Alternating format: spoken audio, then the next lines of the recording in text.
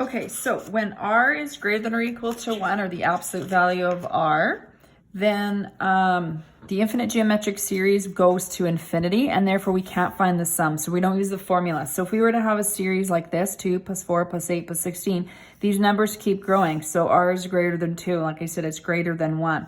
So if you were to check the sums, you get 2. The sum of the first two terms is 6.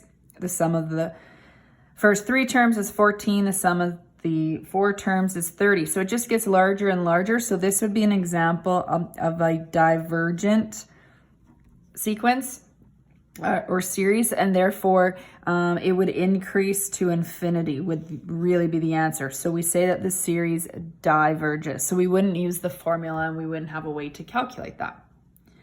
Okay, carrying on though with infinite series, let's look at example 1 to find the sum. So it says find the sum for the infinite series here. So the first thing I always do is I find the r value just to make sure a sum is possible, so that my r value is between -1 and 1.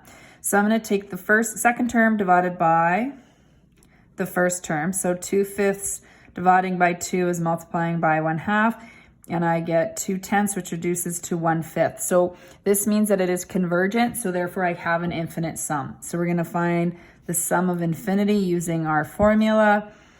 So we put in 2 as term 1, 1 minus 1/5.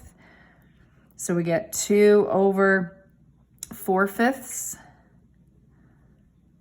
And then we multiply by the reciprocal. So 2 times 5 over 4. So 10 over 4 reduces down to 5 over 2. So that means the sum approaches 5 over 2.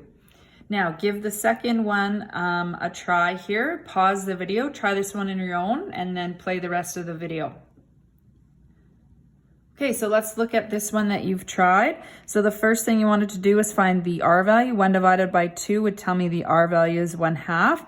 Again, because that's a value between -1 and 1, we can find the infinite sum. So substituting in term 1, 1 minus 1/2, 2 divided by 1/2, which is 2 times 2 over 1, which is 4. So the sum approaches, the series sum approaches, or infinite sum approaches 4.